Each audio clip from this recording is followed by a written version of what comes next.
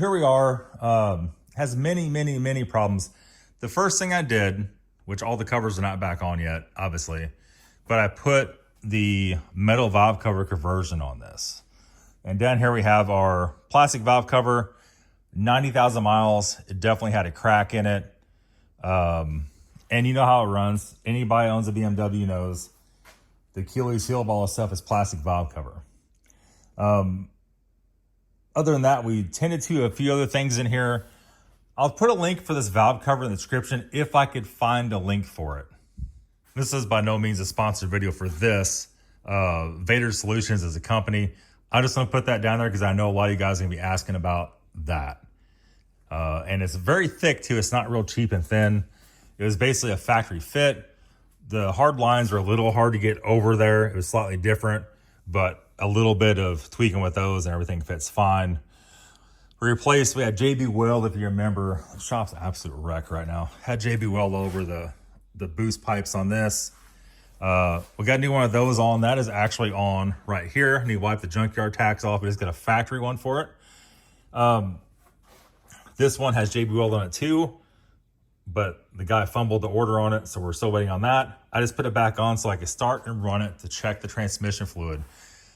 I'm about to drain the transmission fluid out now. If you remember right, this car came in.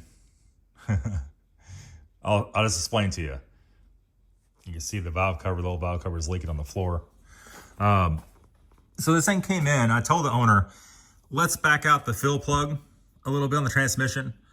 Let a little bit trickle out, a drop or trickle out, and look at the paper towel and see what color it is. So engine was off. We were taking the plug out, unscrewing, like, damn, I can't get anything to drip out. And finally I put my fingers up there and I pulled the plug back a little bit and there was nothing dripped out. Nothing dripped out at all. So instead of disappointing, we're gonna show you that there's nothing in this transmission. Now, the funny thing about this is, he drove this car almost 2 hours to get to my house. See, the thing comes out now. After we drop that, we have a new one in the kit.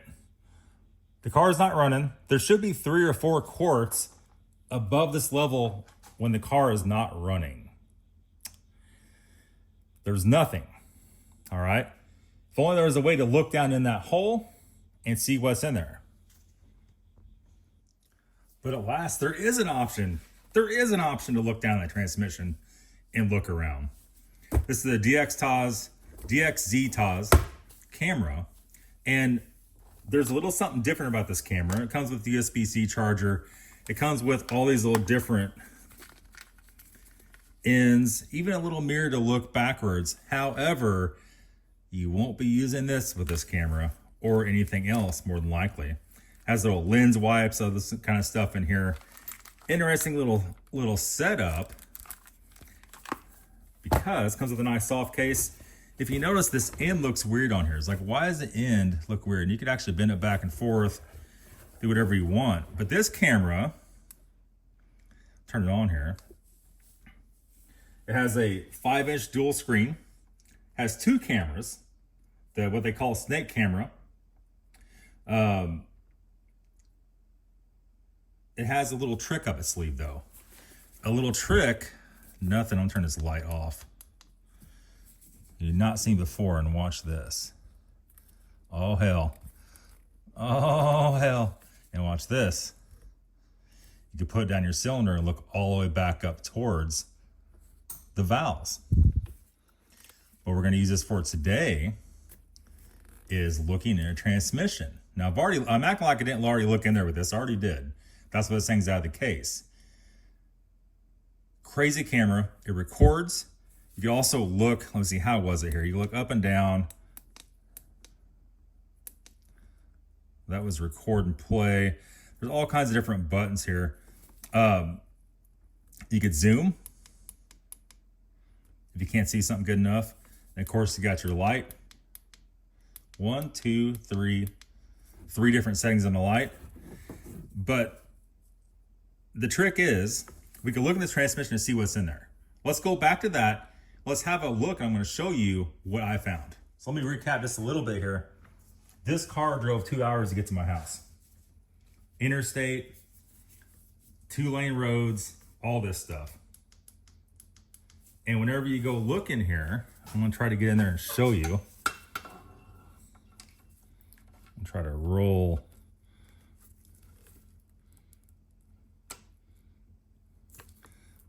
Let's roll it up. Let me roll down. How do we roll down? Over side to side. That's what the problem is. All right. So we can actually look down in it. And that's the pan. That's inside the pan right there. I don't see any fluid. How much fluid this thing have in it? We don't know. If you guys are interested in the camera, links in the description. It's about 130 bucks. This is one hell of a bargain for that. You can record video. You can do all kinds of stuff. It's rechargeable. You're not feeding batteries in it. Like I said, link in the description for this. And we're going to pull this thing off and see what's what. All right, so here live on camera, we're going to pull this drain plug out. I don't know if anything's going to come out, if there's anything in it at all. I'm sure something will, right? Oh, hell. Oh, hell. Plastic drain plug. But that doesn't matter. Because when you buy this, you get the whole thing.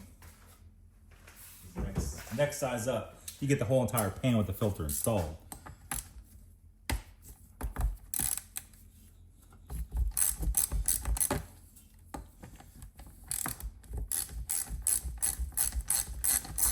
All right, let's see what we got here. Oh, a little bit coming out. Let's just let that. It's pretty brown too. Look at that. It does not smell burnt. So how is this car still running? Had no air coats or transmission, no anything, no slipping, no nothing. You know, there's always my findings on these cars. If you run it a quarter or more low, this thing's kicking out of gear, shifting erratically.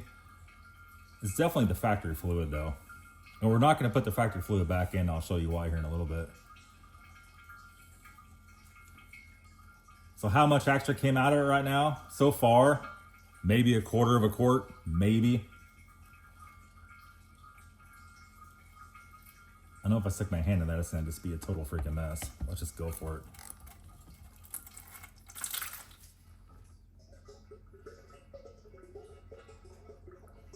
Any chunks or anything? Oh. She's nasty.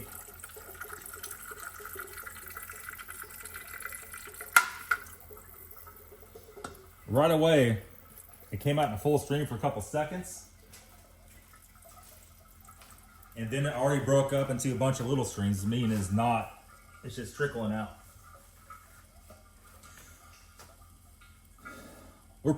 That's probably less, maybe a quart.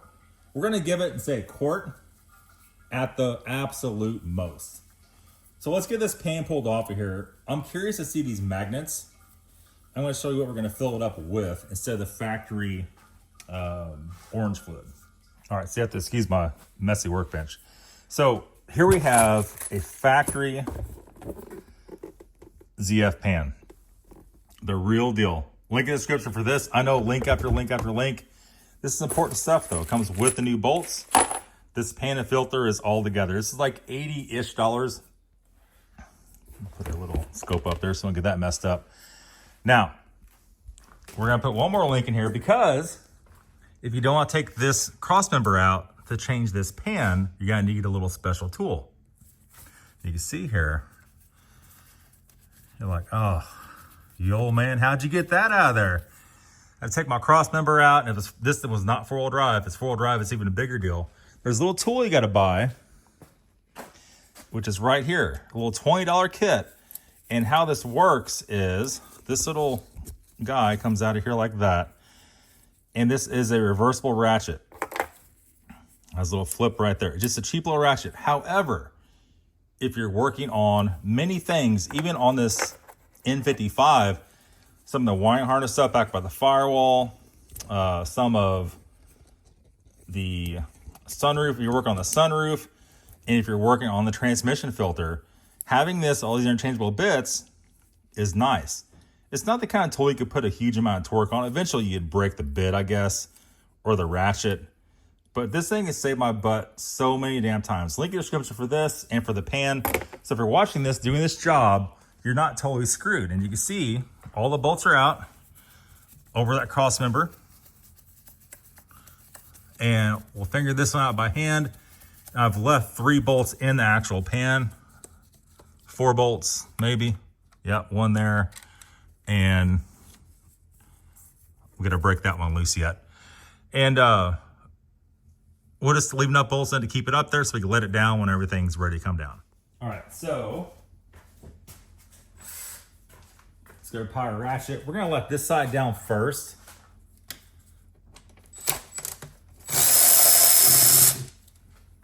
And try not to make a big mess. There shouldn't be much left in it, but you never can tell. All right, so got 2 bolts left in the back of it. And that should be it. So let's bust those loose right now. And the theory behind this is if anything's got a drip, it's gonna drip in her pan.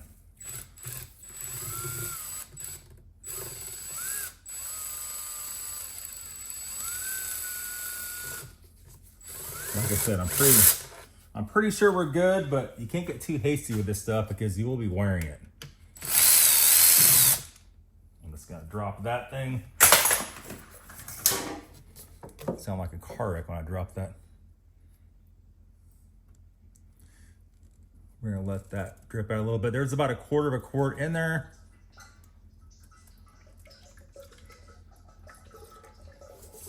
And let's go and pull this back.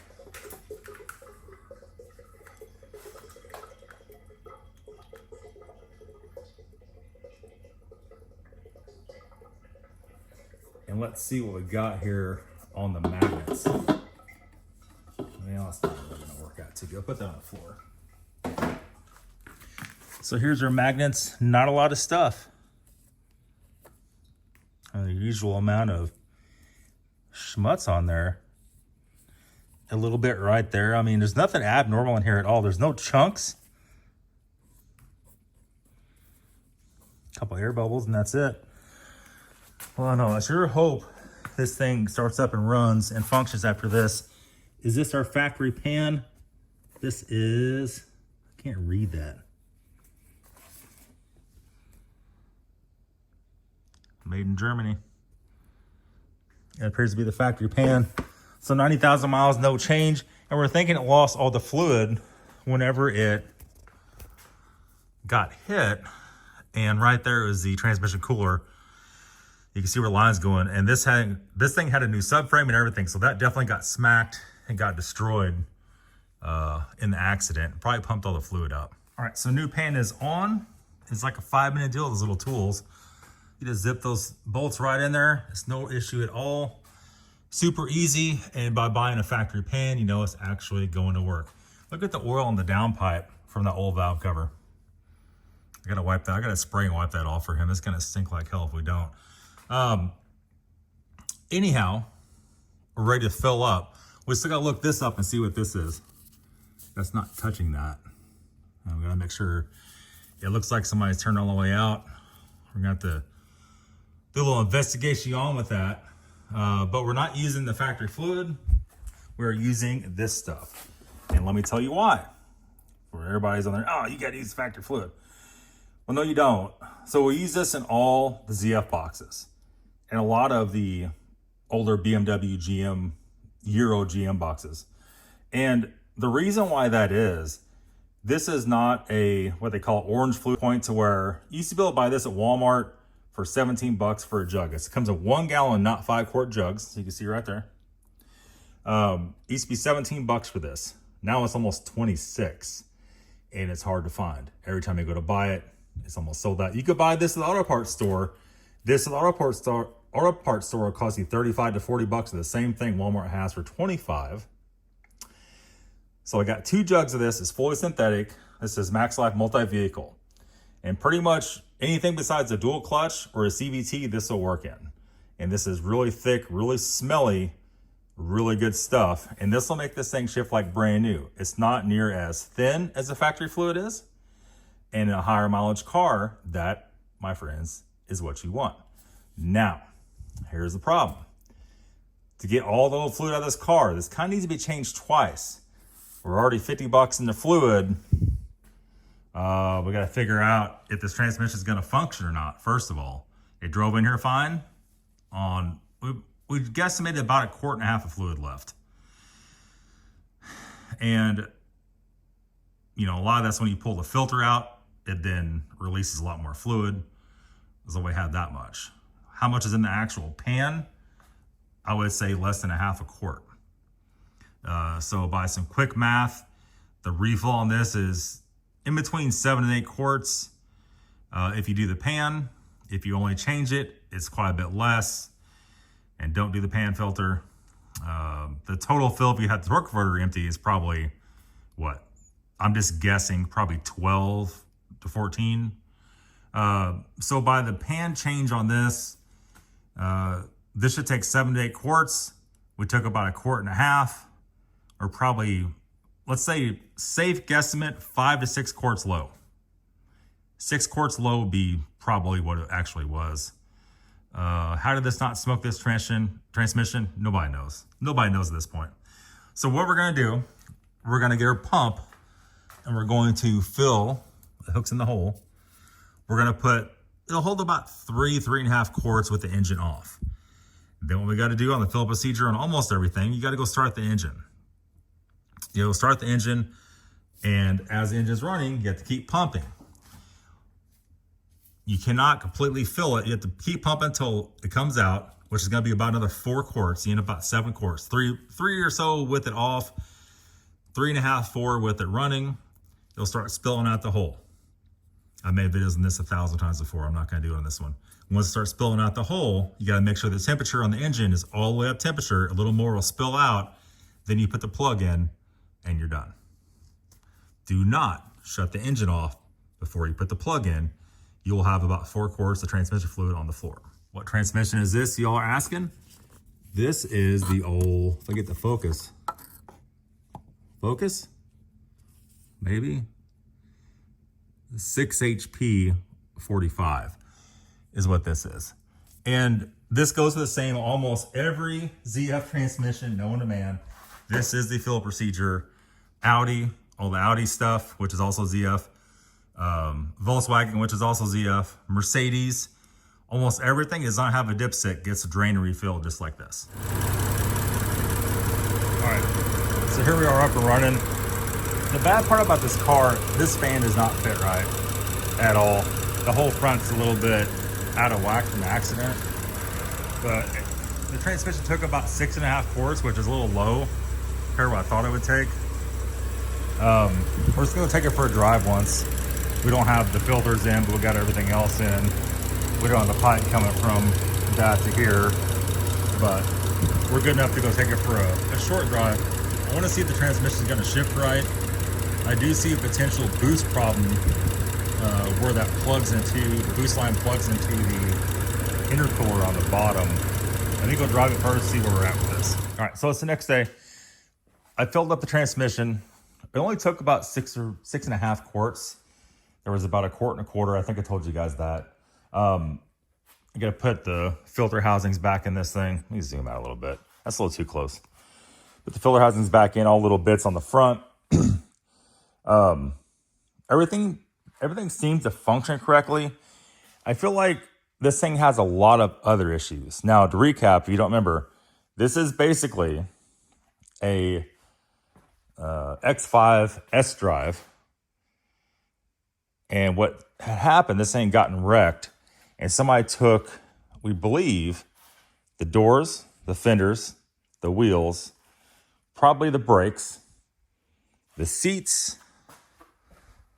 the steering column, because, you know, now we got paddles, the